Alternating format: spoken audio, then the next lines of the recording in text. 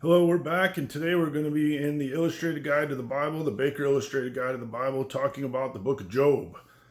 And Job is kind of a challenging book to read sometimes, especially gets a little confusing with all his friends talking, whatever. And as you read these two pages, you need to just kind of make sure you pay attention to some of the keys things that they have here.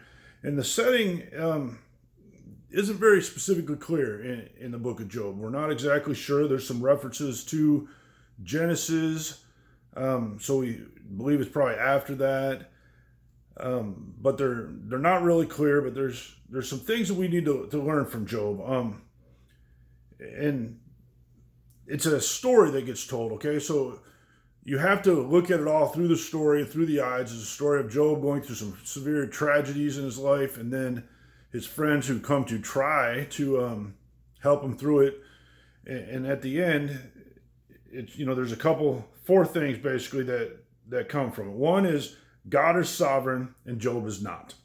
The second is God knows all about the world while Job actually knows very little, kind of like we do, right? The third point is that God is always just, but he does not always explain his justice to Job. And lastly, that God expects Job to trust in his character and his sovereignty when unexplained tragedies strike.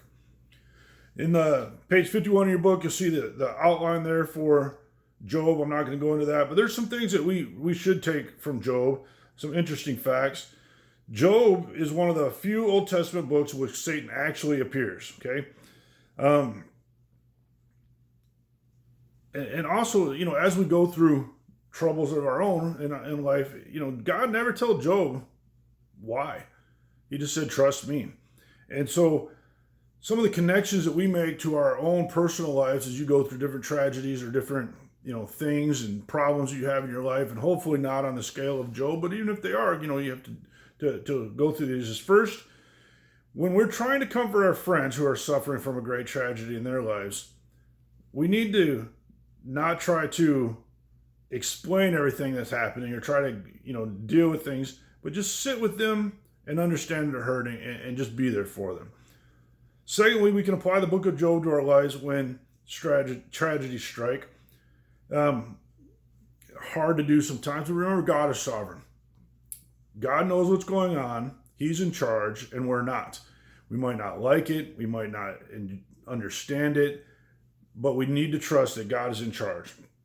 And that's the last point, that God expects us to trust in his character and his sovereignty when unexplained tragedies strike. And that's the bottom line that you can get out of Job is no matter what, God is in control. Yes, it's okay to question God and ask him why, but you also have to be okay that if he doesn't tell you why, that he's in control, he knows what's going on. Thanks.